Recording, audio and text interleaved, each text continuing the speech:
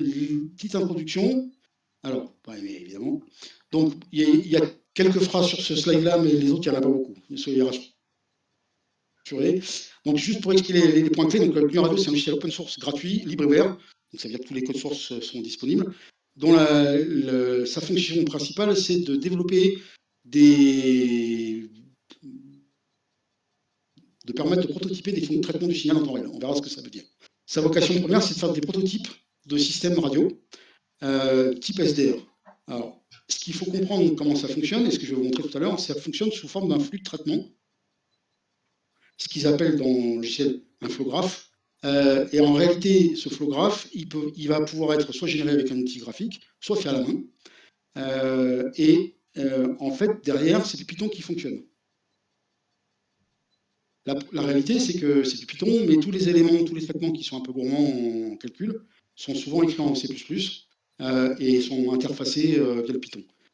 Le logiciel GNU Radio, c'est un tronc commun avec beaucoup de choses déjà faites, mais on verra tout à l'heure, il y a plein d'extensions qui ont été proposées qui permettent de faire plein de choses. Par exemple, de décoder des satellites, par exemple, de décoder du GSM, du DMR, etc. Bon, certaines choses qui sont un petit peu discutables. Évidemment, on peut aussi, pour ceux qui ont envie, rajouter des fonctionnalités maison, perso, qui peuvent être soit du traitement du signal pour aller faire des modulateurs spécifiques, custom, ou bien tout simplement aller piloter un rotor, aller faire du tracking, faire je ne sais pas quoi. Et ces extensions, elles peuvent se faire soit en Python, soit en C, sachant que c'est plutôt en C qu'on les fait, mais on peut rajouter des blocs maison, ce qui permet du coup de réutiliser la base et d'ajouter que ce qui manque. Nous, professionnellement, dans mon boulot, on l'utilise. Pour certains clients, ça permet en fait de faire ça permet au client de prototyper des choses, donc on va lui développer des blocs custom, des fonctionnalités spécifiques qu'on lui vend, et qui va ajouter dans les fonctions existantes et qui vont permettre de prototyper ces trucs. Alors, donc le principe qu'il faut retenir, c'est que tout ça, c'est que des blocs et des fils.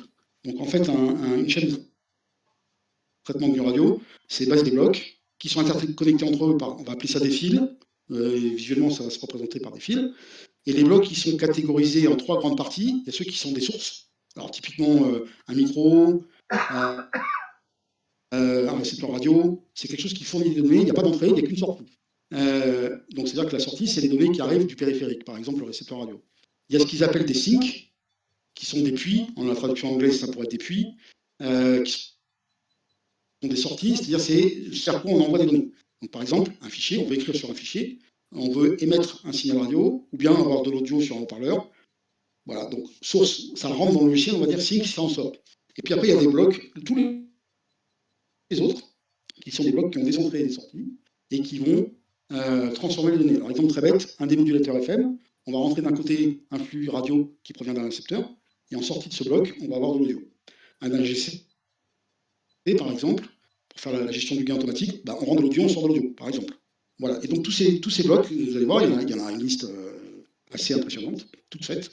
Et l'objectif, ça va être de les interconnecter entre eux et de construire ce qu'ils appellent le flow graph pour faire le fondement du système.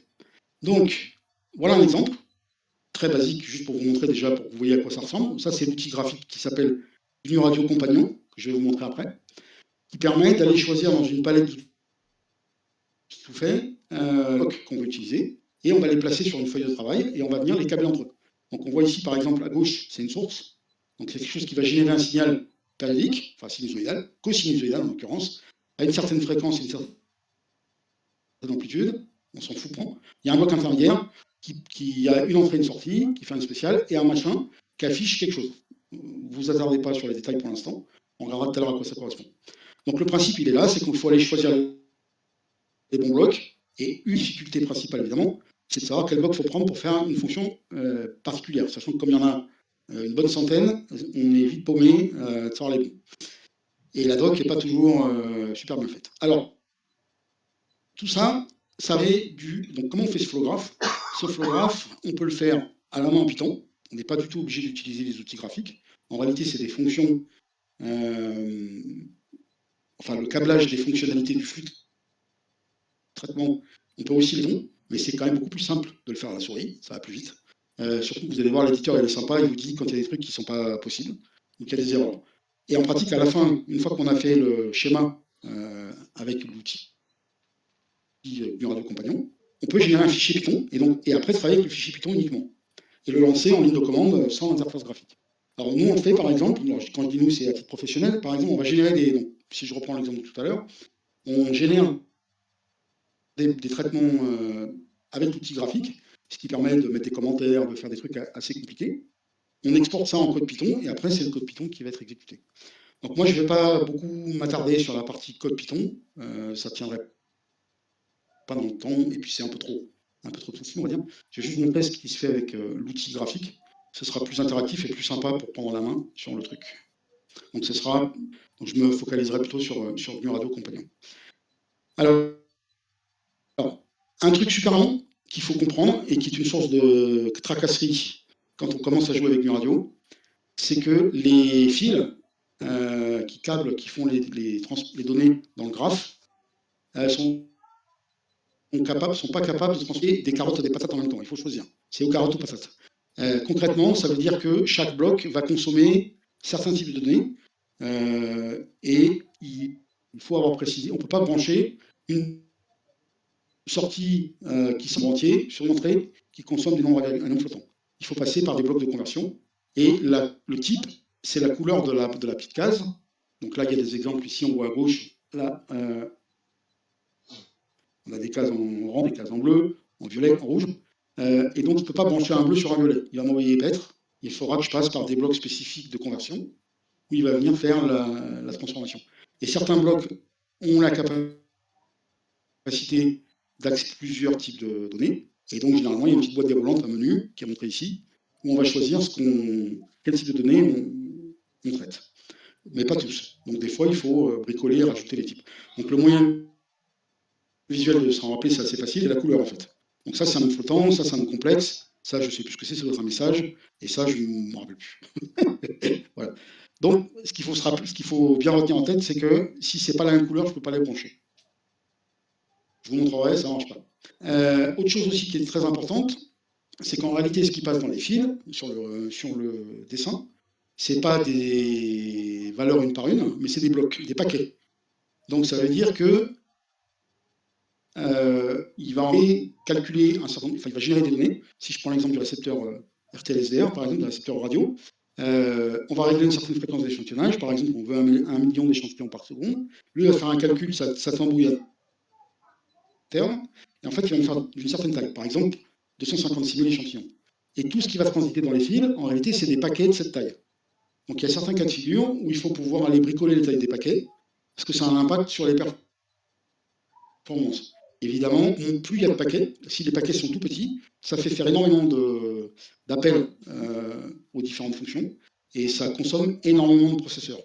Donc, un truc qui est embêtant à faire, on ne sera pas confronté dans les exemples triviaux que je vais montrer, mais c'est une des sources de problèmes de performance, c'est que il faut des fois touiller un peu pour ajuster les tailles des paquets pour que pour que la machine ne souffre pas trop et que le processeur soit pas trop secoué. Donc ce qu'il faut juste retenir, c'est assez logique, hein, c'est que si j'ai réglé sur mon récepteur radio une fréquence d'échantillonnage de 1 million d'échantillons par seconde, ça veut juste dire que j'ai 1 million de données par seconde. Donc si je fais un paquet d'1 million d'échantillons, j'en ai un par seconde, évidemment. Et si je fais un paquet de 100 000 échantillons, j'ai donc 10 fois moins d'échantillons par paquet, donc il me faut 10 fois plus de paquets. Et évidemment, à l'inverse, si je prends un paquet de 1 échantillon, en toute logique, j'ai 1 million de paquets par seconde. Et il vaut mieux éviter de faire ce genre de truc, parce que là, ça devient reste, parce que ça veut dire que je vais appeler 1 million de fois par seconde, toute la moulinette, et c'est du Python, et ça consomme. Donc c'est un des défauts du truc, c'est que ça peut devenir très gourmand en ressources machines. Alors, derrière ça, une fois qu'on va avoir fait le graphe, il y a un machin qui s'appelle le scheduler, ou l'ordonnanceur en français, qui va se charger d'aller regarder la structure du graphe qu'on a faite et qui va essayer de deviner tout seul dans quel ordre il faut appeler les fonctions. Parce que chaque bloc fait une opération, et chacune de ces opérations, en fait, derrière, il fait du code, et il va simplement exécuter les différentes fonctions. Et donc, du coup, cette fonctionnalité d'ordonnanceur, elle va essayer d'estimer au mieux quel ordre il faut appeler quelle fonction pour que ça se passe bien. c'est pas parfait. Comme j'écris, c'est perfectible. Et en fait, ça fait que, en pratique, donc NuRadio est vraiment super. Un des inconvénients, quand même, c'est que ça va beaucoup moins vite que si on s'est embêté à le coder soi-même, évidemment. Et encore faut-il savoir le faire. Mais bon, pour prototyper, c'est super. Par contre, faire des grosses applications compliquées avec, pour être réaliste, il faut vraiment une grosse machine. Sinon, ça bouffe énormément de processeurs. Mais ça permet de faire pas mal de choses. Donc je vais juste faire un petit résumé avant de vous montrer une pseudo-conclusion de la partie texte avant de passer aux choses sérieuses. Donc c'est vraiment fait pour expérimenter, pour coder, c'est vraiment bien fait. Le logiciel que vous connaissez sans doute, qui s'appelle GQRX, qui est un logiciel qui permet de faire de la réception SDR, on va dire, il est en réalité basé sur du radio. Donc c'est la preuve que c'est un truc qui marche pas trop mal. Et surtout, il y a plein d'extensions supplémentaires qui sont téléchargeables et qu'on peut ajouter facilement. Alors, il y a une qui est assez connue qui s'appelle GR Satellite, qui est fait par Eco Alpha 4 Golf Papa Zulu, Daniel, qui a fait tous les décodeurs possibles et imaginables d'à peu près tous les satellites qui tournent. Donc la majorité, si vous connaissez Sion SatNox, par exemple, qui permet d'automatiser le décodage des satellites amateurs et autres, en fait, SatNox, il se contente d'utiliser GR Satellite. Et c'est Daniel qui a fait tous les décodeurs de tous les satellites. Donc c'est super facile, on met un récepteur avec LSDR, on cale le flux, on dit c'est le satellite machin, et ça décode tout seul. C'est vraiment bien fait. Autre très gros avantage, il y a le support pour à peu près tout ce qui existe sur Terre comme récepteur SDR.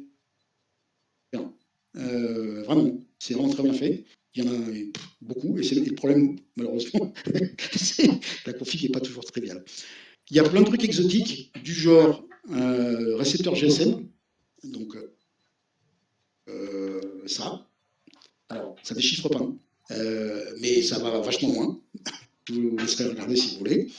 Ça, c'est décoder des trucs du genre l'AIS, la DSB, donc ça, c'est la signalisation de l'AIS et des bateaux. La DSB des avions, le vous connaissez, l'Idiom, vous connaissez, Inmarsat, je ne l'ai pas cité, mais ça marche aussi, la 3G, le Bluetooth, dont certaines choses qui sont touffues. Tout ça, c'est open source, ça existe tout fait, et il y a plein d'applications. Évidemment, je ne vais pas tout présenter aujourd'hui, ce n'est pas le but. Il y a des centaines de chaînes YouTube dédiées, alors majoritairement en anglais, bien sûr. Il y a plein de tutos. Le point le plus dur, c'est de s'y mettre. Et le plus dur, en réalité, c'est l'installation de GNU Radio. Alors, ça va, aujourd'hui, il y a quand même des distributions Linux qui sont préinstallées, enfin toutes faites, avec GNU Radio déjà intégré dedans. Bon, je pourrais vous filer les références après si vous voulez. Donc, et maintenant, les dernières versions sont assez simples à installer. Donc, c'est pas trop compliqué. Il existe une distribution sous Windows, une version GNU Radio sous Windows, et honnêtement, je ne l'ai pas essayé. Je sais que les débuts étaient douloureux, je ne sais pas bien. Il est possible qu'elle fonctionne correctement maintenant, je n'ai pas d'expérience, je ne veux pas dire. Ça existe. Vous pouvez toujours essayer, je ne sais pas. Est-ce qu'avant que je vous montre et qu'on rentre dans la partie plus pratique, est-ce que vous avez des questions déjà sur ce que j'ai raconté? Vous m'entendez correctement, tout va bien? Ok, alors. C'est bon? Je vais fermer ça. Oui? Bon, bah c'est bon. Pas de questions? Ok. Alors, donc j'ai lancé le truc qui s'appelle GNU Radio Compagnon. Alors, je vais faire un. Bon, on va tout scratcher, on va partir du principe que je vais les refaire. Ouais, new. Allez. Alors, je ferme tout, voilà. Je vais arriver. Yes. Voilà le logiciel quoi ressemble. Est-ce que déjà c'est lisible ou est-ce que c'est trop petit? Parce que comme j'ai un écran qui est quand même une assez grande résolution, est-ce que c'est. Je ne peux pas zoomer malheureusement. Est-ce que vous arrivez à voir? Ouais, c'est un peu petit quand même. Hein. Je ne sais pas si tu peux. C'est un peu petit quand même. Ouais. Je ne peux pas zoomer dessus en fait, c'est ça le problème. Le cadavre, il est resté. Alors, mais je vais faire les diagrammes, je vais les faire assez gros. Juste pour expliquer déjà brièvement ce qu'il y a sans rentrer dans le détail pour l'instant. En gros, la partie centrale, c'est ma feuille de travail. En haut, c'est la sortie, les logs, les erreurs, on va voir. Et à droite, pardon, c'est les palettes d'outils. Donc il y a tout un tas de trucs. Alors, vous n'arrivez pas forcément à lire ce qui exemple ici, récepteur télévision numérique, ATSC, DVB, DVB-T, DVB-T2, je ne sais pas si je prends des trucs du genre OFDM, alors ça, je ne sais pas ce que c'est, bref. Il y a tout un tas de machins, voilà, il y en a, puis tout. Il y a des centaines et des centaines de blocs. Okay. On va commencer par un truc très très simple. on va mettre, pour faire un petit exemple, donc je vais faire une source. Donc vous vous souvenez, une source, c'est quelque chose qui fournit du signal. Donc je vais faire une source, un signal sinusoïdal. Alors le truc, c'est, est-ce que vous arrivez à lire ou est-ce qu'il faut que je... Je ne suis pas sûr qu'on puisse zoomer. C'est un peu le problème avec ce machin.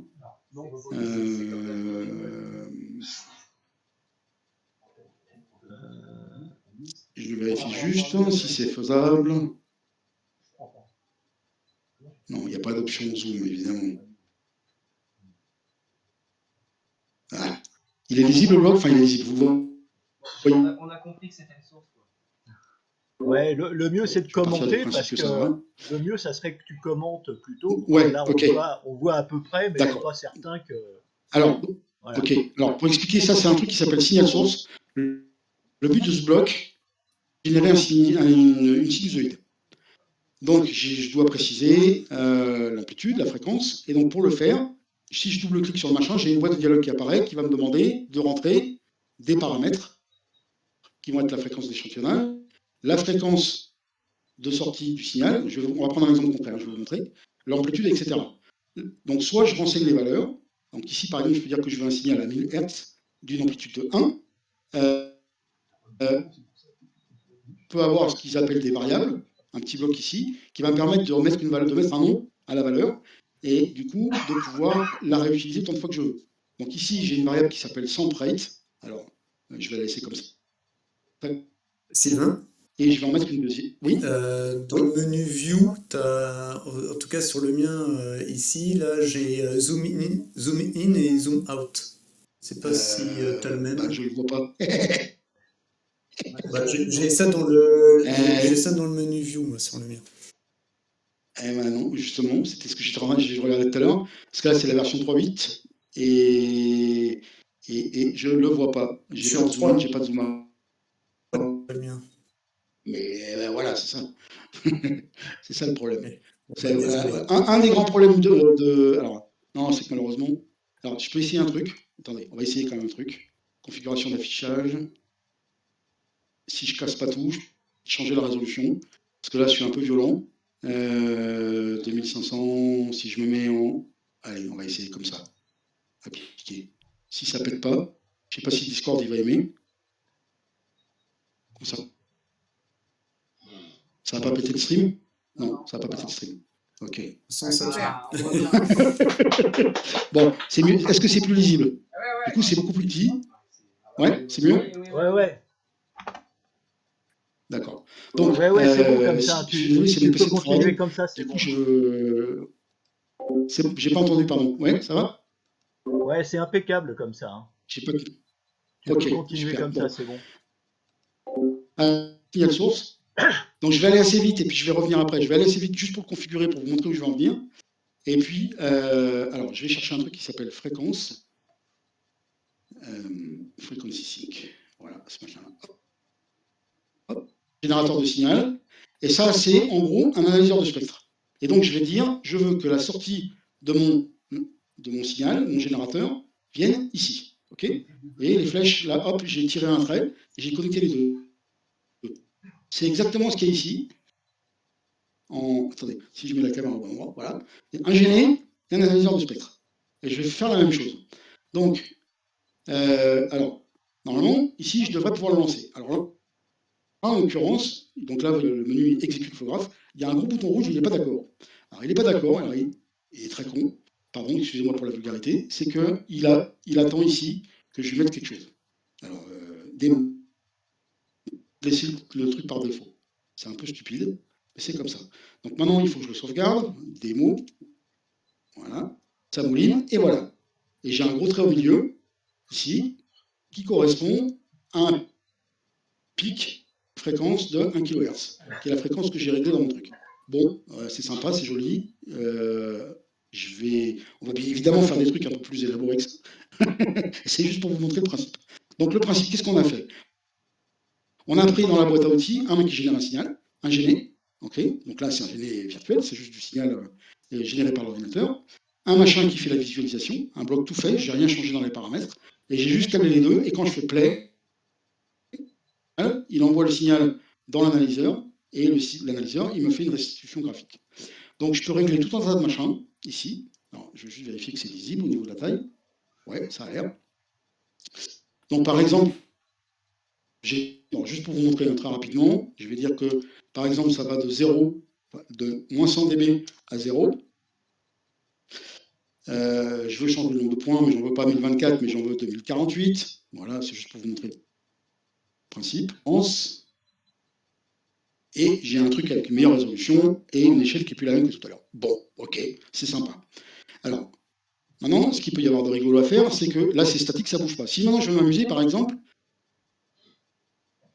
donc je peux avoir ici un composant. Il faut juste que je retrouve comment il s'appelle. C'est l'éternel problème ici, c'est de te rappeler les noms QTG. Ici, voilà, number sync. Donc, j'ai un truc réglable. Donc, c'est pas number sync, c'est number source. Ça doit être range. Je pense que c'est celui-là, si je ne dis pas de bêtises. Start, stop, voilà. Donc, supposons par exemple que je vais faire changer la fréquence. Donc, je vais lui dire, je vais l'appeler ici QRG, si c'est le bon. QRG. Label fréquence.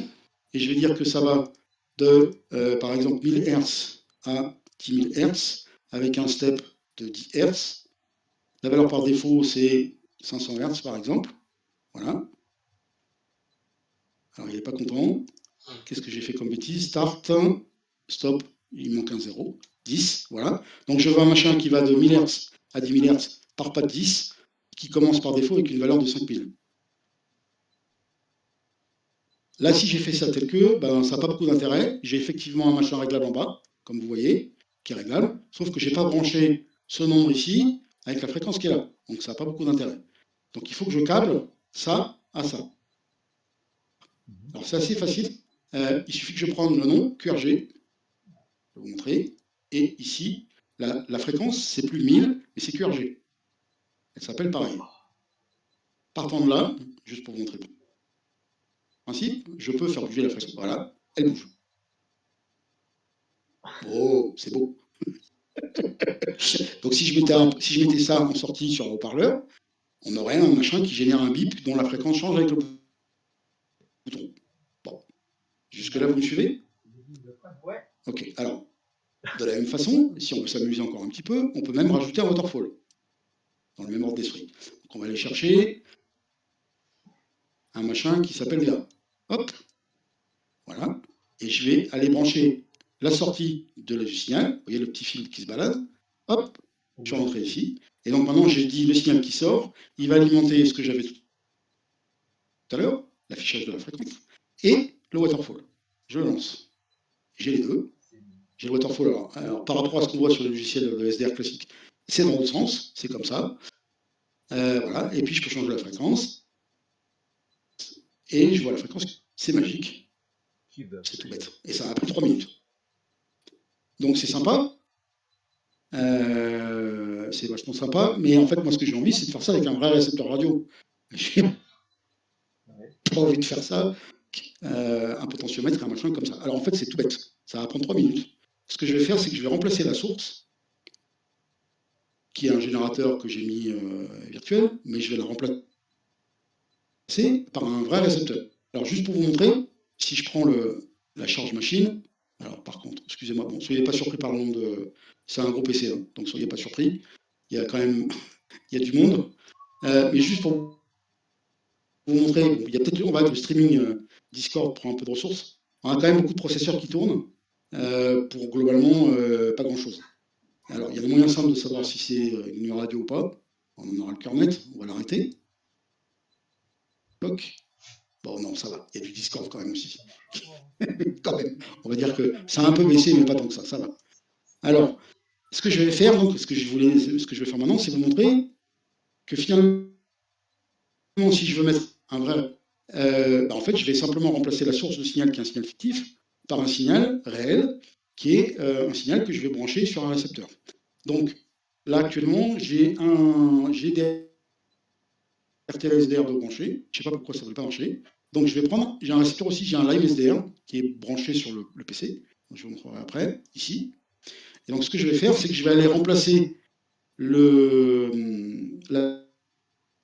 source qui est là par le MSDL. Donc, je vais simplement dire enlève-moi ça, je l'ai supprimé. OK, je vais aller régler ça pour lui dire le signal qui est là, tu vas l'envoyer là, et le signal qui est là, tu l'envoies ici.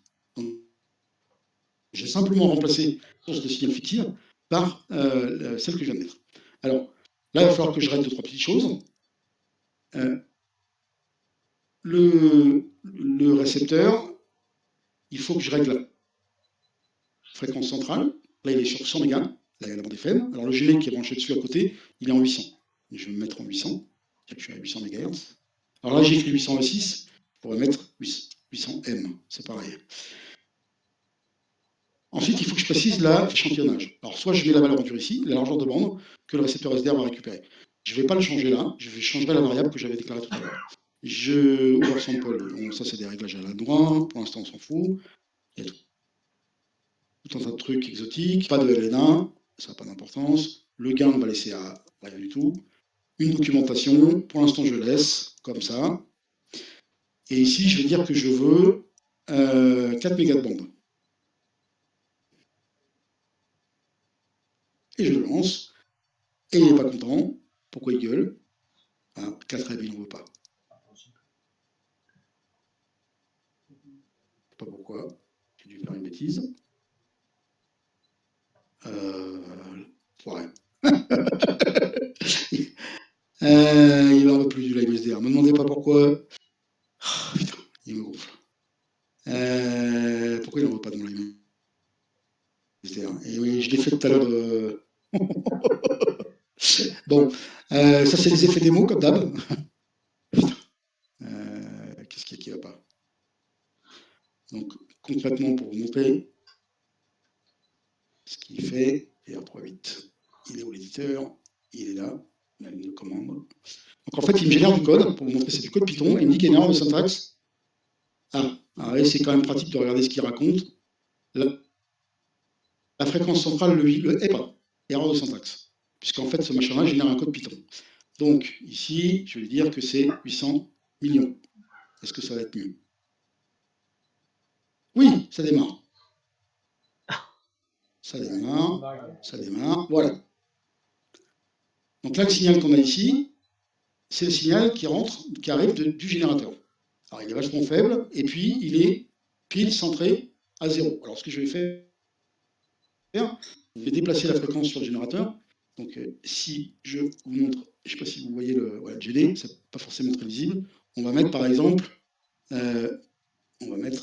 du 801 mégas. Pouf. Voilà. J'ai mis 801 sur le GD. Et donc, le trait ici, c'est décalé. On est là. Alors, on voit que le signal est relativement faible. Et sur le waterfall, on a toujours une espèce de cochonnerie au milieu. Ce truc-là, ici, récepteur. Mais on voit que c'est quand même assez sourd. Hein. J'envoie un signal assez fort et en fait, on ne reçoit pas grand-chose. Alors, c'est tout simplement parce que le gain, j'ai laissé la valeur par défaut. Donc, je vais aller la changer. Je vais aller dans le récepteur ici. Et je vais aller dire que dans le channel 1, gain, par exemple, c'est 10 dB. 10. Valide. Et donc, théoriquement, ça devrait être un peu plus fort. Le temps qui démarre, poum, poum, poum, voilà. C'est un peu plus fort. D'accord? Alors, c'est assez simple, hein. Ce que j'ai fait là, c'est assez basique. Alors, on n'en est pas encore à faire un petit récepteur. Si maintenant on veut faire un petit récepteur, ce qu'on voudrait, par exemple, c'est que la fréquence ici, je puisse la fréquence de réception. Donc là, j'ai quelque chose il faut que je recable ce truc-là sur le récepteur. Je vais faire comme tout à l'heure. Alors, sauf que là, mon réglage, je ne vais peut-être pas régler ça à 1000 Hz. Je vais avoir une plage un peu plus grande. Je vais dire, par exemple, c'est que je veux le régler, par exemple, sur, je vais dire n'importe quoi, je ne sais pas, de 100 MHz à 1000 MHz, avec un part réglable de 100 kHz, et que je veux que la fréquence de la valeur par défaut soit de 800 MHz.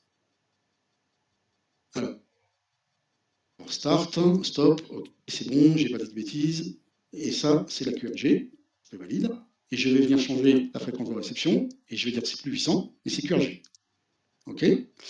Je relance. ça mouline. Voilà, donc ma fréquence par défaut, il m'a mis là-haut. Alors normalement, maintenant, je peux changer la fréquence directement.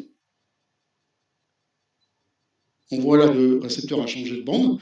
Donc là, je suis sur... Alors là où on n'est pas bien, c'est que l'échelle ici, on est toujours centré à 0, donc on ne connaît pas la vraie fréquence, mais elle est affichée ici. Donc sur le générateur, je vais dire que j'émets un signal à 520.1 MHz. Pof, voilà, le signal vient d'apparaître, il est là. Ok, donc là, j'ai fait un petit récepteur assez basique qui me permettra d'aller monitorer ainsi. Alors après, on peut faire des choses beaucoup plus rigolotes, hein. On peut s'amuser à aller modifier ce truc-là. On va lui demander, par exemple, de mettre une échelle automatique, oui, de mettre une grille, oui. On va lui demander de faire une valeur moyenne.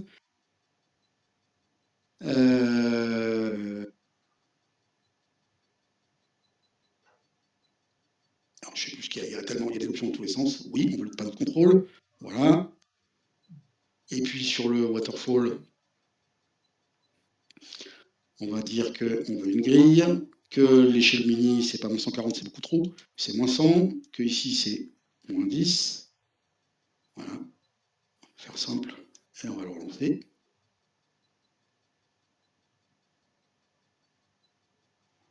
Voilà, je vais me mettre en plein écran. Et j'ai fait une petite interface, alors assez basique, hein. On est bien d'accord, c'est assez simpliste. Là, on voit que l'échelle, elle bouge tout le temps. Je peux le mettre ici, hein.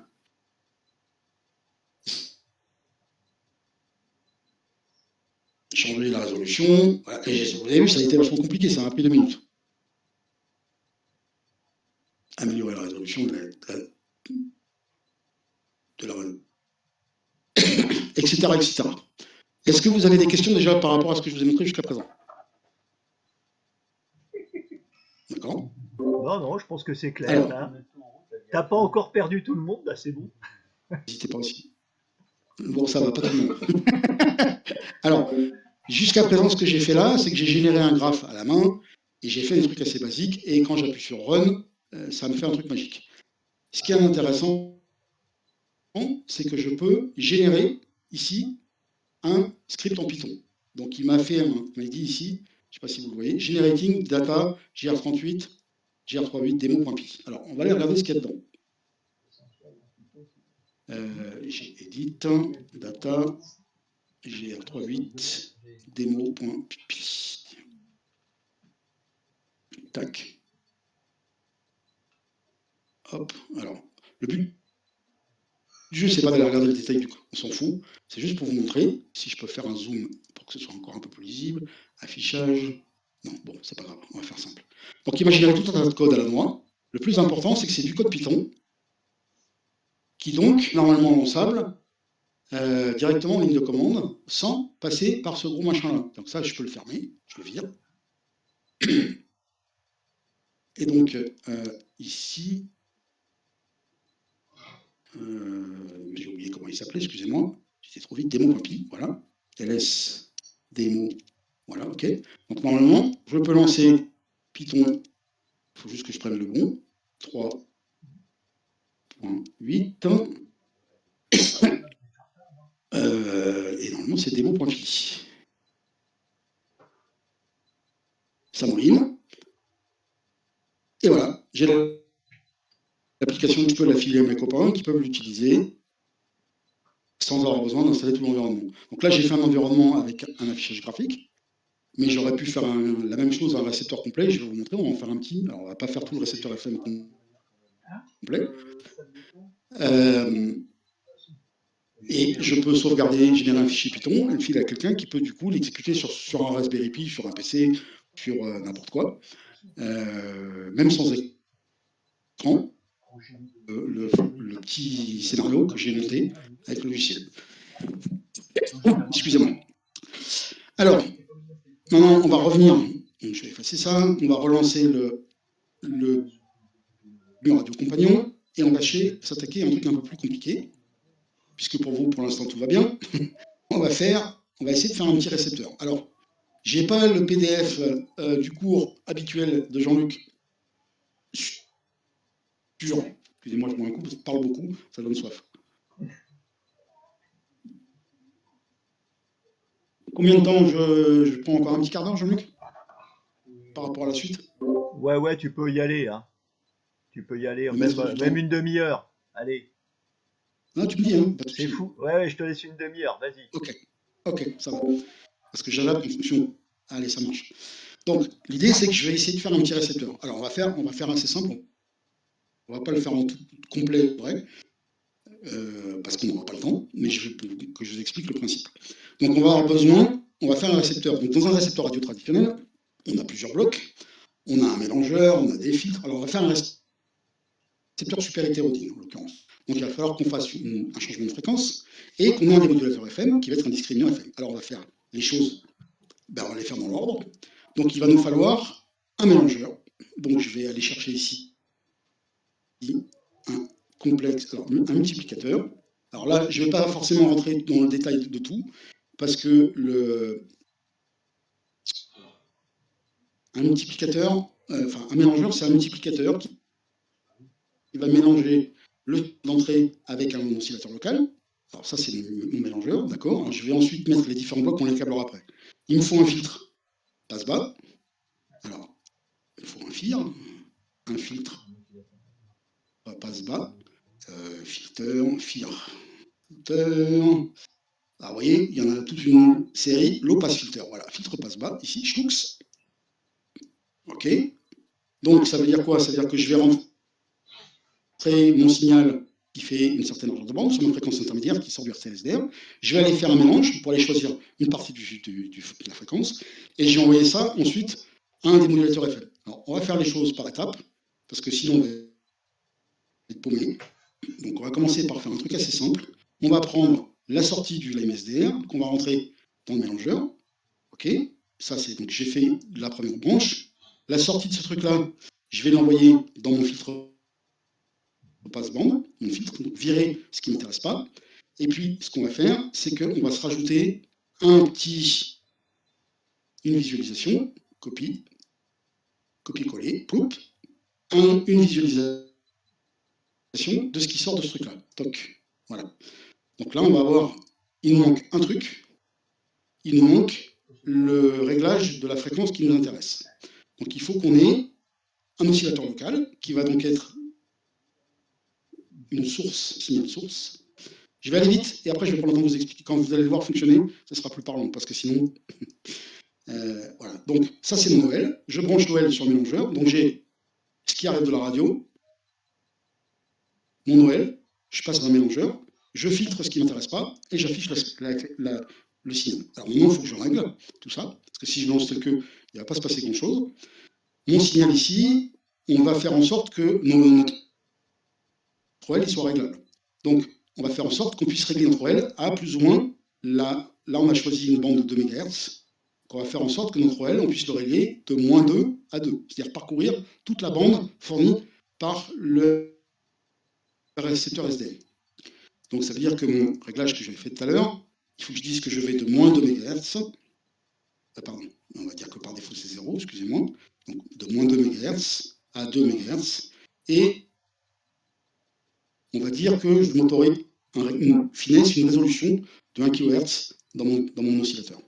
Okay, donc ça me génère un signal qui va aller de -2 à 2 ou pas de 1 kHz. Je vais juste récupérer la valeur que ça me donne, c'est un peu graphique, hein, et je vais aller régler mon oscillateur local pour lui dire que la fréquence, c'est pas 1000, mais c'est QRG. Donc lui, il va me générer un mélange variable entre, en fonction de la consigne que je lui donne ici. Donc là, j'ai calé mon OL, mon mélangeur, et maintenant je veux un filtre passe-bas en sortie. Alors ce que je veux, par exemple, on va supposer qu'on veut démoduler de la FM, donc ce qui va nous intéresser, c'est un signal FI, on va dire, qui fait par exemple 10 kHz de large. Donc là, j'ai 4 mégas qui rentrent, et j'en veux que 10 kHz. Donc il va falloir que j'en jette beaucoup. Donc il va falloir que je règle mon filtre passe-bas à une certaine fréquence de coupure. La fréquence de coupure, alors on va commencer par faire simple. On va se dire au départ qu'on est large, on va être large, on va dire qu'on prend 10 kHz. Et la transition noise, c'est à quel endroit on compte. En gros, est-ce que le filtre il est super raide ou est-ce qu'il est gentil, il est tendre. On va faire un filtre tendre. On ne va pas s'embêter pour l'instant. On valide, ok. Donc, mon signal qui arrive, mon oscillateur local, mon mélangeur. Si on essayait l'architecture qu'on voit sur un récepteur du super hétéroclite classique, l'OL, un filtre et un truc qui affiche qui sort. Et alors, il gueule ici, il me dit qu'il y a quelque chose qui ne va pas.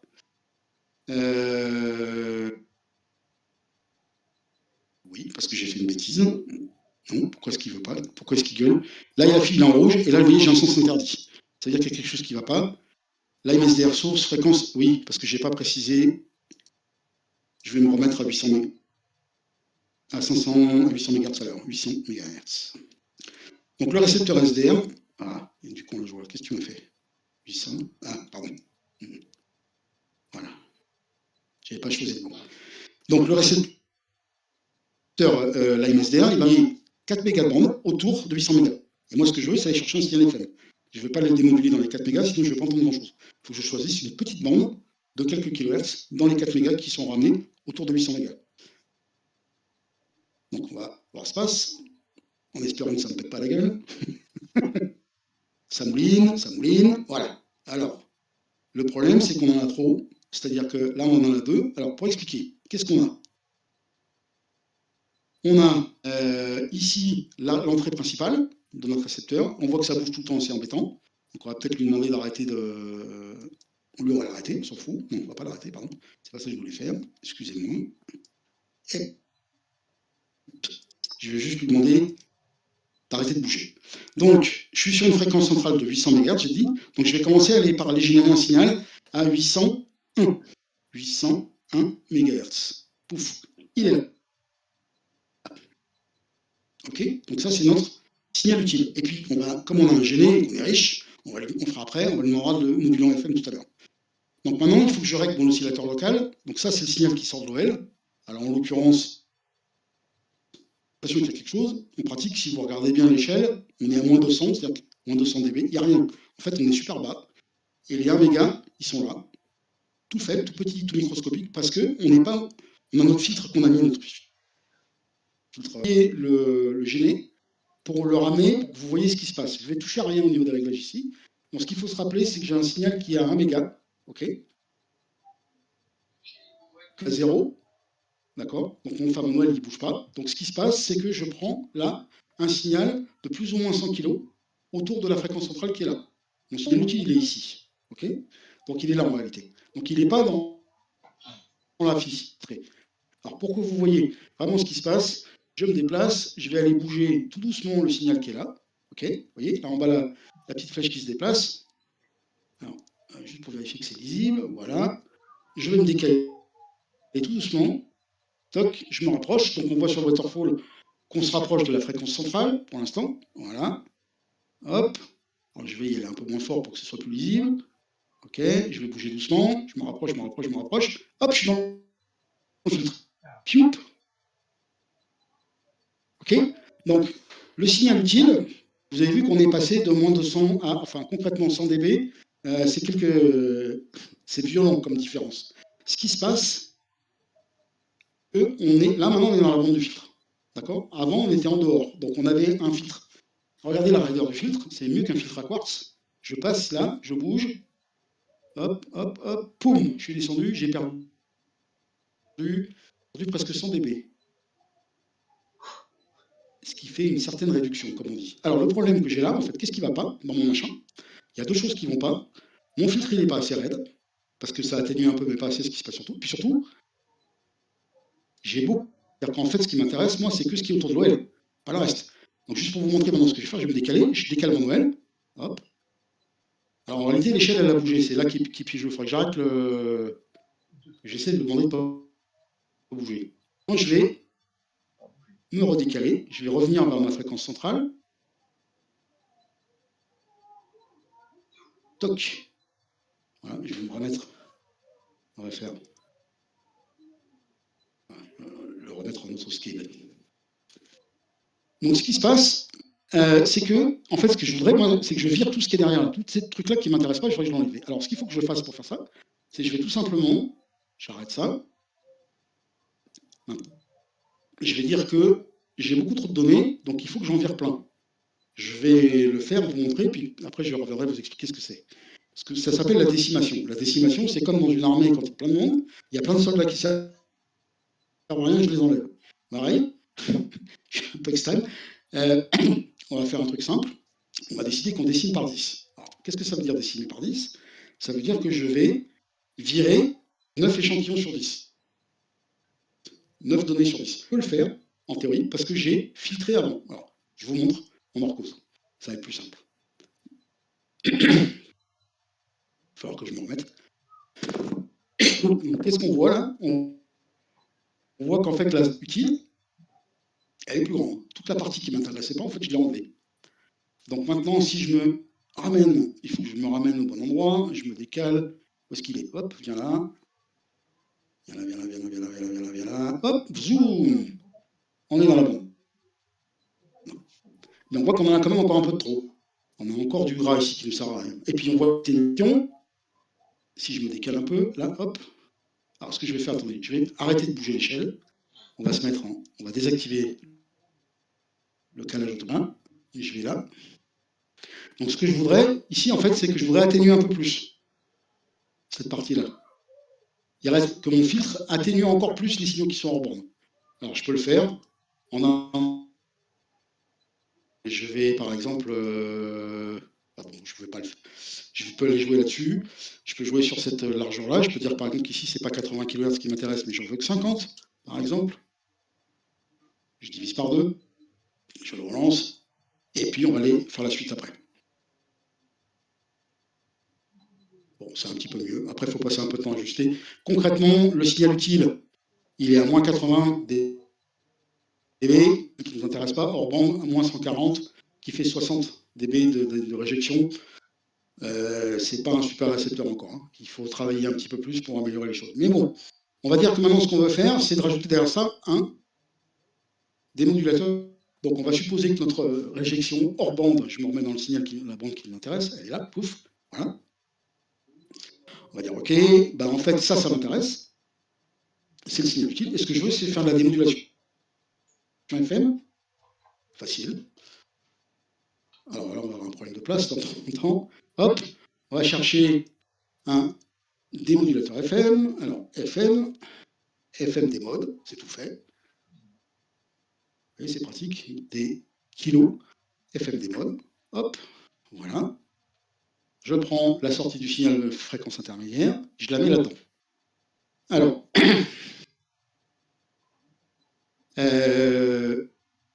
là, il ne sait pas. Il va falloir que je mette un certain nombre de paramètres. Donc, et puis ça, ce que je veux, c'est pouvoir afficher le spectre du signal qui sort. Donc je vais virer celui-là, chouk, et je vais lui dire que c'est l'audio sorti du démodulateur qu'on affiche sur le spectre. Alors là, vous voyez, il y a une flèche rouge, il n'est pas content. Donc il faut que je change le type qui est ici. Je vous expliquerai après ce que je suis en train de faire. Voilà.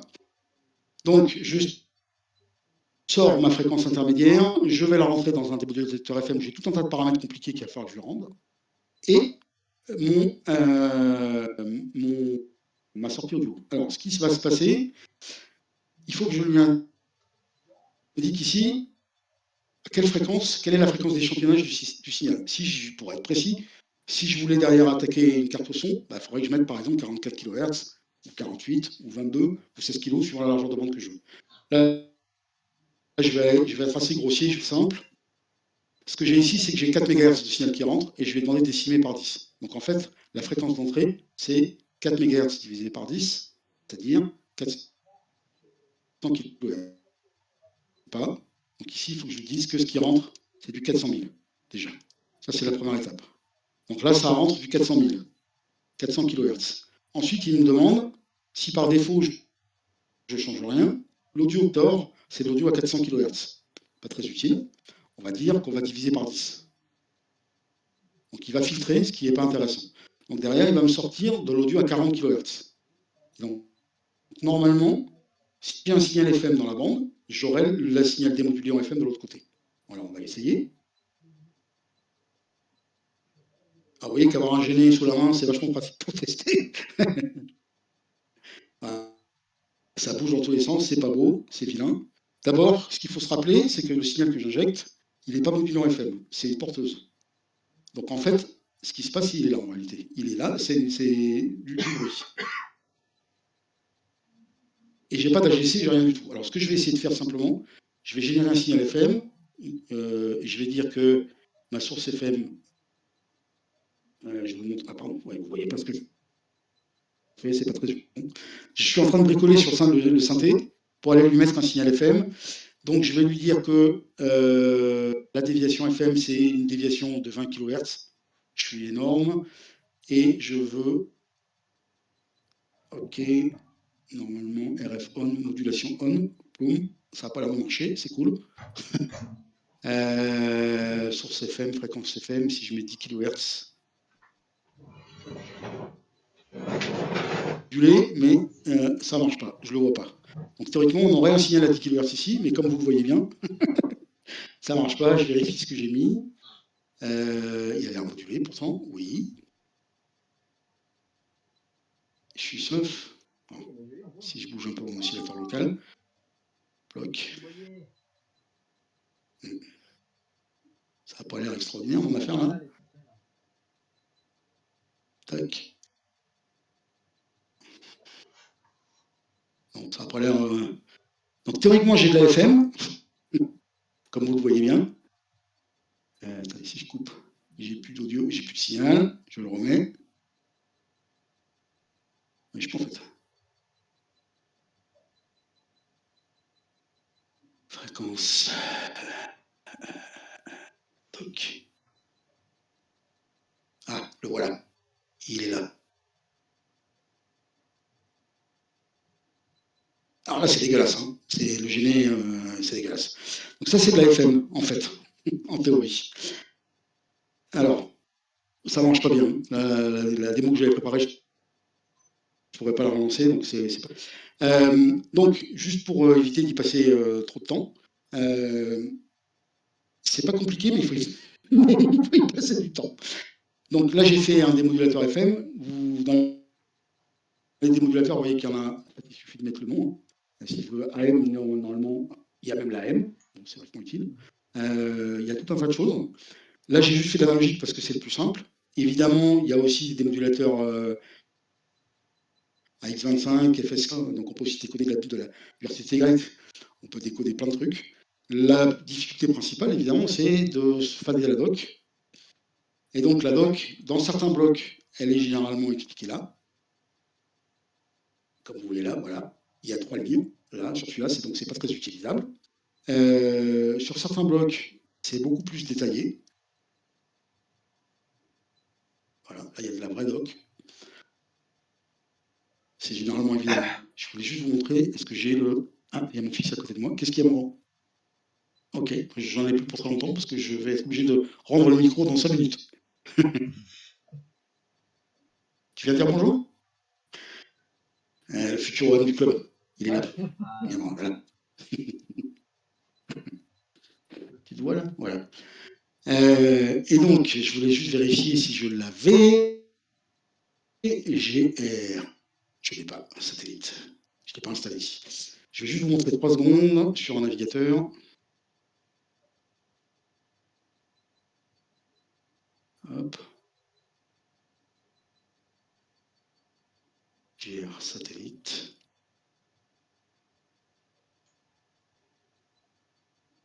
Voilà. Donc ça, c'est un module qui s'ajoute donc du radio, qui permet de rajouter un certain nombre de décodages de satellites. Et la liste de satellites est assez impressionnante, parce que là, il y a par exemple Herminas qui vient d'être lancé ou qui va être lancé, qui est déjà supporté. Satellite, elle est assez énorme. Et dans la doc,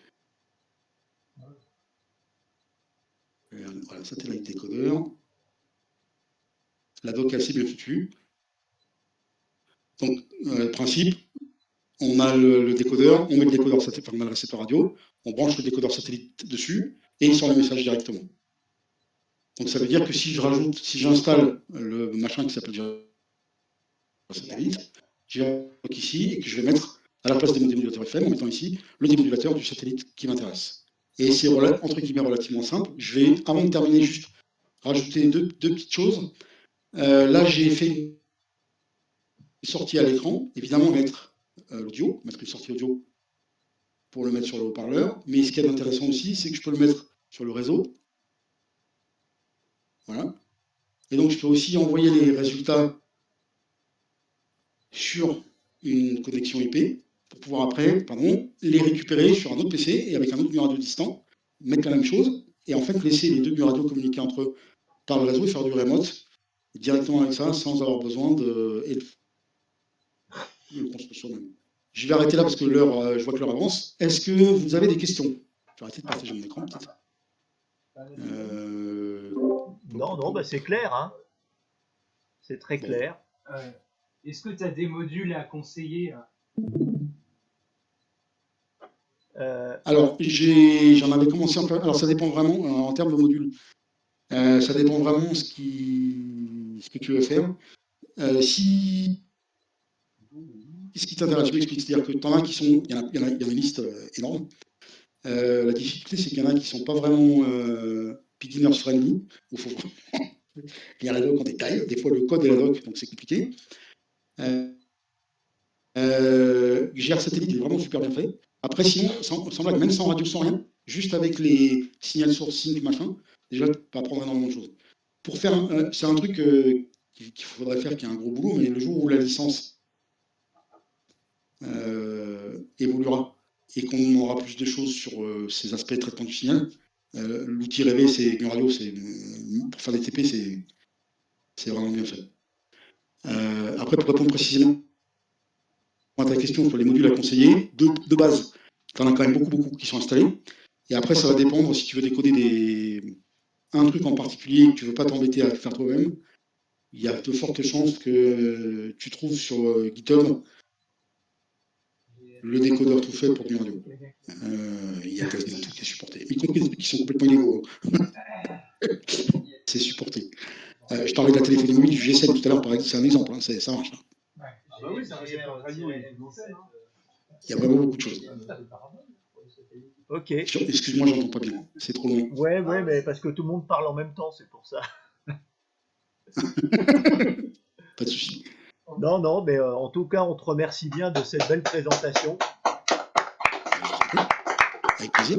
Ouais, c'était un peu rapide, mais. Et on pourra faire plus détaillé, plus long, mais c'est plus long. Il faut consacrer beaucoup de temps. Oui, je me doute. Voilà, mais là, c'est juste un petit avant-goût, là. Petite intro. Un petit intro. Voilà, je t'enverrai le PDF, la petite intro, les slides que j'avais montrés tout à l'heure. Ok, ça marche. C'est en PDF, je te les envoie. Ok. Je te laisse les diffuser. Ok, ça marche. Et il n'y a pas de problème. Merci bien. À très bientôt. Très bonne fin de week-end à toi. Sans doute en personne vendredi prochain. Voilà. Bah, merci à vous. Tu peux venir avec ton fils si tu veux vendredi. Hein. Bah, je sais pas. Bah, si je viens, ce sera le cas. Le truc con, c'est qu'en fait, le vendredi d'après, alors je prêche pas pour le report, hein, c'est que je serai à Rose Satori, donc je serai vraiment à côté toute la journée. Ah oui, d'accord. Ok. Voilà. Oui, c'est Maxime, il s'appelle Maxime. Tu le connais? Tu l'as vu, ce Maxime. Tu l'as rencontré en Hongrie. Allez, très bon week-end à toi. Salut. Merci, au revoir. Au revoir. Bon, bah c'est bon. Alors, tac. Donc ça, je vous ai mis le... Bon, je sais pas si c'est ajusté à la largeur. Voilà. Donc là, le parcours de la flamme olympique, qui s'arrête ici le 25-26. Le 26, cérémonie d'ouverture. Les Jeux olympiques, c'est là. Les Jeux paralympiques, c'est là. Il y aura aussi une cérémonie d'ouverture aux Jeux paralympiques. Et donc les indicatifs TM93OG, TM93JO, avec ici la période d'activation pour le challenge TM00JO, là, où c'est 7 jours avant le passage et 7 jours après le passage, donc c'est entre les deux, et donc ça fait une fenêtre entre le 18 juillet et le 2 août pour le 93. Voilà. Pour information aussi, il y a la ville de Neuilly-sur-Marne qui fait des animations sur la place Stalingrad pendant toute la cérémonie, pendant toute la durée des JO. Et la fête des bords de Marne, ça va être le jour de la fin des Jeux paralympiques. Pour le week-end de la fin des Jeux paralympiques. Là, c'est le parcours de la flamme. Donc ici, je vous ai mis le parcours.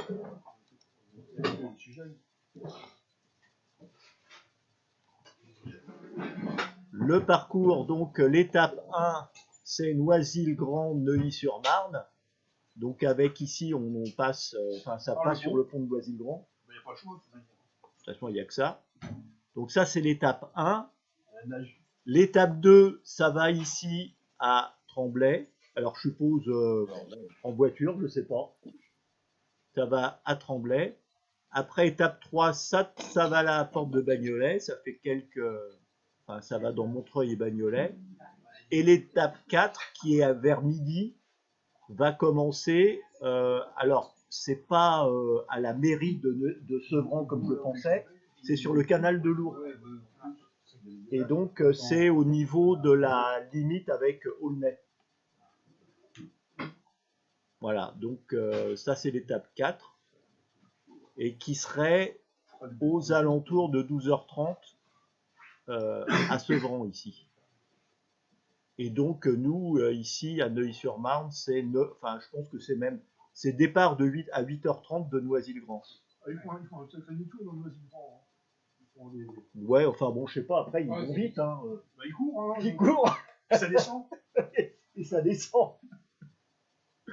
Donc voilà, ça c'est ce que j'ai récupéré là, avec des heures qui sont... Enfin, je pense pas qu'elles ce soient des heures définitives. L'ordre, je pense qu'il est définitif, mais voilà. D'après le petit truc de la mairie de Noisy, c'est précis. Hein. Ah ouais? C'est pire qu'un train. Ah bon, d'accord. Sur le Notre-Dame, il n'y a même pas les horaires. Donc la flamme, elle dort au camp de Drancy.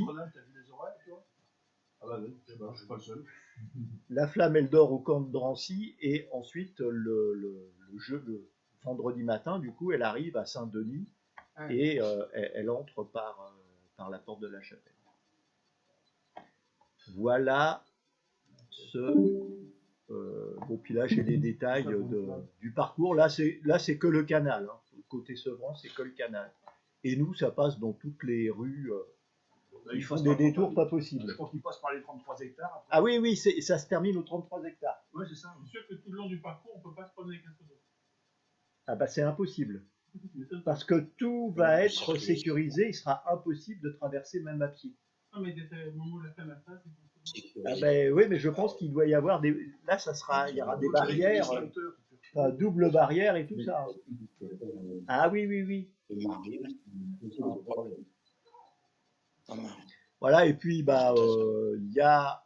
Alors c'est l'ARV, donc les radioamateurs du Var, qui ont mis en place ce diplôme. Pour ceux qui contacteraient... Du Vaucluse, pas du Var. Ah, je disais du Vaucluse, pas du Var. Salut. Ah, bonjour. Bonjour. Donc, on va te laisser présenter le truc. Ah non, continue ton exposé, il n'y a pas de souci. Moi, si vous avez des questions auxquelles vous n'avez pas la réponse, je vous les apporterai et ça sera avec plaisir. Voilà. Voilà le contexte, donc c'est la RV 84 qui est à l'initiative de ce projet et l'objectif c'est de contacter, puisque chaque département où passe la flamme olympique peut demander des indicatifs spéciaux à cette occasion, et le diplôme c'est en fonction des QSO qui ont été validés, qui ont été faits pour chacun des départements. Donc voilà, donc il y a différentes catégories, il y a bronze, argent et or, et selon que l'on est français ou européen ou reste du monde, eh bien il y a différents quotas de QSO à obtenir. Voilà. Donc techniquement, je peux avoir les trois. Et techniquement, tu peux avoir les trois. Je peux avoir le premier ici en France. Ouais, il faut que tu... Ah oui, parce que techniquement, tu vas forcément commencer par le bronze. Ouais, non, mais c'est Non, pas non, ça, non, c'est parce pas que ça. Jules. Donc forcément, tu as le... Yves, moi je vois ça à une autre échelle. Je t'explique. En fait, je vais commencer par la France, voilà, avec le call ici. Ensuite, ensuite, j'ai continué avec l'Europe en remote en 9A. Et ensuite, le reste du monde depuis les États-Unis. Voilà, comme ça, je pourrais dire que j'ai D'accord, complété je tous mes comprends. diplômes. Oui. Et puis, il va aussi faire le Tu bronze. seras un des rares, Jules. Ouais. Donc, il Attraper va Tu les seras avoir un les des deux. rares. Attrapez-les tous, qui disait. Voilà, donc bah, si tu veux présenter un peu plus, je sais pas, comme tu veux. Ouais, tiens, une question, est-ce que c'est tout mode? Quelqu'un qui demande. J'ai pas compris la question. Est-ce que c'est tout mode? Les modes autorisés. Ah oui, c'est tout mode. Alors c'est tout mode et toute bande. Toute bande, vraiment toutes les bandes. Et tout mode, mais on a classé ça en 4 catégories. La télégraphie, les modes numériques, parce qu'une fois j'ai dit digital, on est tombé dessus, les modes numériques, la SSB et la SSTB. Dans les modes numériques sont inclus tous les modes numériques. C'est-à-dire que celui qui va faire un QSO en FT8, puisque c'est la mode, s'il fait un QSO avec le même Tango Mic sur la même bande, avec un autre mode numérique, ça sera un doublon. C'est pas grave de faire des doublons, au moins il y en a un sur les deux de valider. Mais c'est data, un mode. Sinon, il aurait fallu séparer tous les modes numériques, avec le risque évident d'en oublier, et puis de tomber sur quelqu'un qui aurait fait un QSO avec le mode oublié, et puis prendre des pierres sur la tête. Donc voilà, on a simplifié Mais du coup, tu comptes. de manière à ce que tous les modes numériques rentrent dans une seule catégorie. Mais du coup, tu comptes Oui. la SSTV dans les modes numériques ou dans les modes phonie? Non, dans les modes phonie, à part les Ah, c'est à part, ok. SSTV. Ok. Ok, ça marche. Oui. Et autre question. Même si, alors ça, c'est- effectivement, il commence à y avoir de la SSTV numérique. Ouais. Autre question, c'est plus, Vas-y, alors là, vas-y. c'est plus pour avoir ton avis. Ça va être plus moi qui vais gérer ce côté-là. Mais on va activer on va activer un TM, tous le même TM. J'ai pas encore, je t'avoue, j'ai pas encore regardé avec profondeur là le band status, la page band status là où tu peux dire où est-ce que tu es. Du coup, Oui. et on est d'accord, tu peux avoir plusieurs personnes qui run le même call en même temps sur différentes bandes. Absolument. Ça c'est bon. Et est-ce que Non, sur différentes bandes Ok. et dans différents modes. Maintenant je réduis Il n'y a le aucun champ. problème. Voilà, maintenant je Ce réduis le champ. qu'on veut éviter, ce qu'on veut éviter, c'est de trouver 3 TM93 JO en télégraphie sur 20 mètres. Ok, donc ça répond à ma Tu vois, question. un seul à la fois. Ça répond à ma question. On peut être sur la même bande dans des modes différents. Je peux avoir un pote qui est sur 14023 et un autre complètement, sur oui. 14223. C'est totalement possible. Maintenant, autre chose. Absolument. Et 14074 resté. Maintenant, autre chose. Oui, Est-ce que absolument. maintenant, autre chose. Est-ce que tu peux avoir un mec qui run sur 14023 et en même temps un mec qui cherche avec TM93 JO sans appeler? Oui, mais ça fait, enfin, parce que pour moi, il y a toujours. Question. En gros, je vois que, imagine, je me mets sur le tableau, il y a un mec qui est sur 20 mètres C double. Je suis en mode, oh, dommage, tu vois. Mais j'ai quand même envie de faire de la C double. Est-ce que je peux chasser, mais pas appeler? Est-ce que tu vois ce que je veux dire? À ce moment-là, tu passes en QRT. De quoi tu parles? Oui, absolument. Jules peut très bien contacter TM93JO, si c'est ce que tu veux dire. Oui, enfin, ce que je veux dire, c'est que, tu vois, j'ai un pote à côté, il fait CQ TM93JO, et moi je veux faire de la C double, mais enfin au début je voulais appeler en C double, mais je ne peux pas parce qu'il le fait. Mais du coup, plutôt que d'appeler, je peux chasser. C'est ça que je veux dire, c'est que je peux utiliser TM93JO, même bande, même mode, mais je ne run pas. Mais je ne run pas. Je chasse. Pour moi, c'est juste pour avoir ton avis, parce que pour moi, ça va être tendu, ça va être tendu pour les logs. Parce que pour moi, ça va être un peu compliqué pour le log. Tu vas Bah non, pour moi c'est possible parce que imagine, je pousse le truc encore plus loin, c'est si tu regardes au niveau temporel, que tu prends du recul, il n'y a à aucun moment deux signaux en même temps. Parce que je peux très bien Oui, faire, évident. je peux très bien faire du SO2R et dire j'appelle et je chasse en même temps avec le même poste. C'est comme s'il y avait un mec qui faisait juste appeler Oui, et que tu as un autre mec qui chasse. Voilà, c'est pas oui, une bien question sûr, de bien rien, sûr, c'est je juste comprends. pour Oui, savoir qu'est-ce que toi tu en penses. oui, il n'y a pas, pourquoi il n'y a pas de problème, il n'y a pas de raison. Hein. Voilà. Ok, très bien. Voilà, donc j'ai la réponse. Non, non, mais ça me paraît bien, c'est pas gênant du tout. Voilà, très bien. Non, c'est pas gênant du tout. Parfait. Bon, bah écoute. Voilà, donc ça trafique pas mal, hein, parce Ouais, ouais. que on est, je crois, à 27 indicatifs qui vont terminer demain. Il y a déjà, je vous le donne en live, il y a déjà pratiquement 72 000 QSO de fait. Et il reste 38 indicatifs à activer. C'est du ramasse pile-up, Donc ça c'est incroyable. Et pote, hein. ouais. Mais la grande partie, c'est à 50%, c'est du FT8 quand même.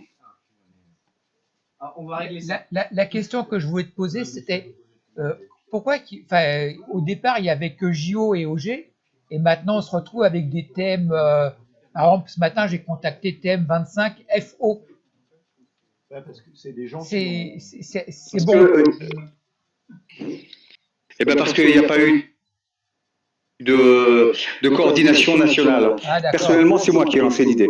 J'ai lancé l'idée l'année dernière au mois de mars, en tant que simple membre de la RV. J'ai dit, tiens, et si on faisait ça? Oh putain, c'est une bonne idée, on s'en occupe. Et puis après, moi n'étant pas au bureau de la RV, je ne sais pas ce qui s'y passe. Et bon, je m'enseigne quand même un petit peu, ça bouge pas trop, ça bouge pas trop. Je cache pas que on espérait refiler le bébé au REF parce qu'on pensait que le REF sur le plan national était en mesure de gérer un truc comme ça. Et puis finalement, on n'a pas eu de réponse, on n'a pas eu de réponse, on n'a pas eu de réponse. Et la seule réponse qu'on a eue, c'est en janvier cette année, pour dire que le REF, il ne souhaitait pas organiser cette affaire-là parce que l'année prochaine, ils ont les 100 ans du REF. Hein, et que déjà, il y avait beaucoup de stations, enfin beaucoup, pas mal de stations, qui avaient déjà réservé des indicatifs TM, comme dans le 62, TM 2024 JO, comme dans le 17 où ils ont réservé TM 24 JO, comme Lyon qui a réservé TM 75 JO. Enfin bref, c'était déjà le foutoir avant même d'avoir... Enfin, foutoir, pardonnez-moi. C'était déjà engagé avant même d'avoir commencé. Donc quand le 11 février, moi j'ai pris les rênes de tout ça, j'ai dit il faut se focaliser un maximum sur TM, le numéro du département, ça je n'y coupe pas, pour moi c'est un des piliers. Et puis si on peut JO, Juliette Oscar, parce que ce sont les Jeux Olympiques, parce que ça se passe en France, et parce que la langue officielle des Jeux Olympiques c'est le français. Voilà, on va dire, ah, mais Olympic Game, enfin, Oscar Golf, ça fait anglophone, etc. Bon, bref. Donc, du coup, si tu veux, entre le moment où le 11 février, j'ai pris les rênes, et puis un an en amont, il y a déjà quelques stations qui ont déposé des indicatifs. Et je n'ai pas le pouvoir, ni la volonté, ni l'envie d'aller dire à la NFR, oui, normal, d'aller dire à la NFR, vous annulez TM 2024 JO parce que ça ne rentre pas dans le challenge. Évidemment que c'est complètement con. Donc, le REF n'a pas voulu s'engager là-dedans pour ne pas tomber dans ces travers avec des indicatifs partout. Et ils ont déjà réservé, je mets des parenthèses, des guillemets, et j'ai rien dit, tous les indicatifs avec le suffixe REF pour les 100 ans du REF, de manière à ne pas retrouver le même, je vais pas dire le même bordel, parce que c'est pas du bordel, mais enfin, tu vois, tout ce bazar l'année prochaine pour les 100 ans du REF. Donc c'est pour ça que on se retrouve avec des indicatifs un petit peu olé olé, ou tout au moins un petit peu exotiques. Ok. Et en plus de ça, on se retrouve avec des indicatifs qui activent comme TM75 JO, il était sur l'air encore aujourd'hui, alors qu'il ne fait pas partie du challenge. Donc évidemment, dans l'esprit des chasseurs et dans l'esprit des gens qui courent après les TM pour obtenir les différents diplômes, bon ben c'est un petit peu la confusion. J'en suis bien désolé, moi j'ai pris les rênes le 11 février, j'ai eu 3 mois pour organiser ça puisque ça a commencé le 8 mai. Voilà, on ne peut pas revenir en arrière, c'est pour ça qu'il y a malheureusement beaucoup d'indicatifs différents. Merci. Ouais, merci. Mais pas de souci. Si c'était ta question et que j'ai répondu, c'est essentiel. C'est parfait. Ok. Merci bien. Très bonne journée, très bon week-end à Il n'y a toi. pas de souci. À plus tard. Eh bien, parfait. Puis au plaisir de vous retrouver. Nous, on va activer à partir du 16 juin et jusqu'au 23, TM84 JO. Et je fais en sorte qu'on ait 18 opérateurs, qu'il y en ait un maximum sur les bandes. Et on va se servir de l'application Weverse. Donc, Jules a le lien. Je vous invite à y aller. Non pas pour failloter, vous servir de l'application que j'ai fait faire à mon gendre, mais parce que franchement, c'est pas mal. Et ça permet de voir qui est en ligne, sur quelle bande et dans quel mode. Et il ne peut pas y avoir de doublons possible, c'est-à-dire qu'il ne peut pas y avoir 2 stations en télégraphie sur 20 mètres par exemple. Voilà, donc bonne fin de journée à vous. N'hésitez pas s'il y a des questions, Jules a mon mail, je suis prêt à y répondre, ça me fait plaisir. D'accord, Ok, merci. merci. Au revoir. Salut à vous, au plaisir, ciao, ciao. Merci Gilles. Ah, pas de souci. Hein. Et puis bon, ouais, aussi Loulou, enfin, donc on avait monté cette station dans une boîte et il a fallu qu'on rende la boîte. Donc, La boîte a été rendue. la boîte a été rendue. En fait, c'était un mal pour un bien, c'est que dans la première version, on avait mis les alimes, la ligne 230 24 volts à l'intérieur. Et du coup, on avait tout le temps la trouille de mettre les mains à l'intérieur parce que 230. on avait peur de se prendre du 230. Alors comme ça, quand on nous a demandé de restituer la boîte, eh ben, ça a été fait. Et puis, donc c'est basé sur du SDR. Hein, donc ça rejoint un peu ce qu'on a vu au départ. Hein. Donc on a ici un émetteur-récepteur SDR. Full duplex. Hein. Donc l'émetteur et le récepteur sont séparés. Donc voilà, du coup, donc c'est pratique. Donc par contre, il a un problème sur émetteur-récepteur, c'est qu'il a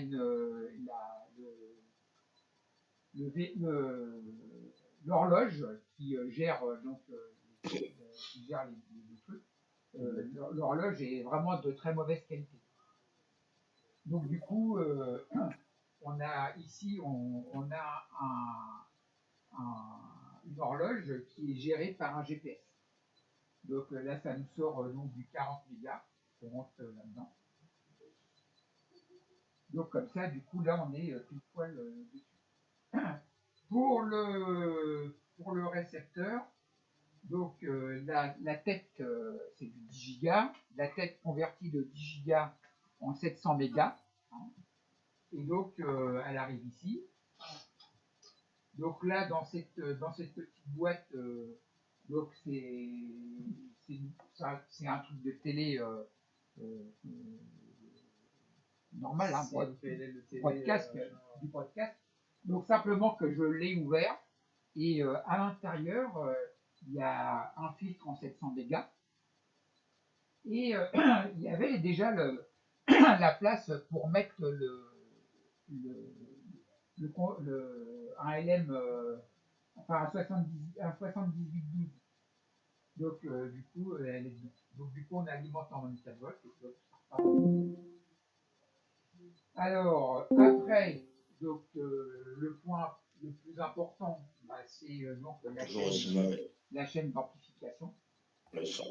Donc ici, on a un petit ampli qui monte à et puis ici, on a donc un circulateur. Non, mais ça vient pas du. Et là, Ça vient du radio. non, là, Non, mais là, au Radio Club, le pas bon. Et là, ça c'est ce que Loulou il a fait. Donc c'est l'ampli qui nous sort une dizaine de watts. Alors normalement il sort une trentaine de watts, mais là comme nous on l'excite beaucoup avec beaucoup moins de puissance, du coup il nous sort une dizaine de watts, ce qui nous permet de rentrer bien sur Kilo. Donc là il y a les alimentations, donc là il y a du 12 volts, 5 volts, voilà. Là, il y a donc c'est un disjoncteur courant continu. Là, il y a la diode, une diode bicolore qui nous met en émission ou en réception. Là, on a tout ce qui est fusible. Voilà. Et donc, la première fois qu'on a voulu l'utiliser avec Maxime, donc comme j'ai les yeux qui vont de moins en moins bien, j'avais mis un fusible de 1 ampère au lieu de mettre un fusible de 10 ampères. Donc, Ça sautait régulièrement. Ça a sauté dès le premier. Voilà. Et comme je n'avais pas amené, bah, la boîte elle est restée tout l'hiver hein, parce que c'était pas terrible. Après on a les inondations. Bon. Donc dès que tout était bien, on a pu passer aux émissions. Donc évidemment avec la boîte ne se suffit pas à elle-même, hein, il faut un ordinateur avec. Donc nous on utilise SDR console. Et puis donc SDR console, ce qui nous permet donc de gérer et l'émetteur et l'ordinateur. Il y a un Raspberry qui sera embarqué à l'intérieur.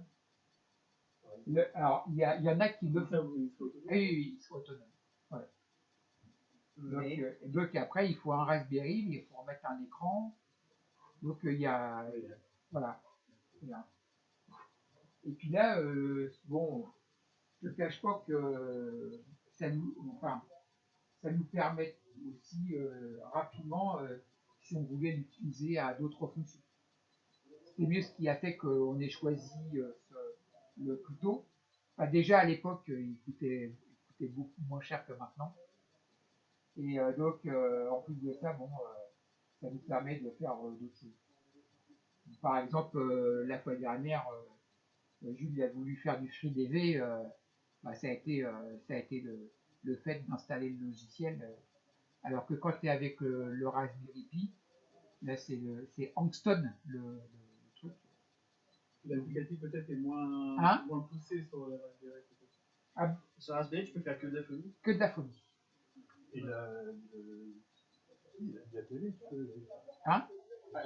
Alors oui, tu peux faire de la DATV avec DATV Easy. Oui. Ouais. Oui, donc c'est une restriction qui est pas Oui. Voilà. Alors là, donc on peut l'utiliser en USB et avec un en réseau. Voilà.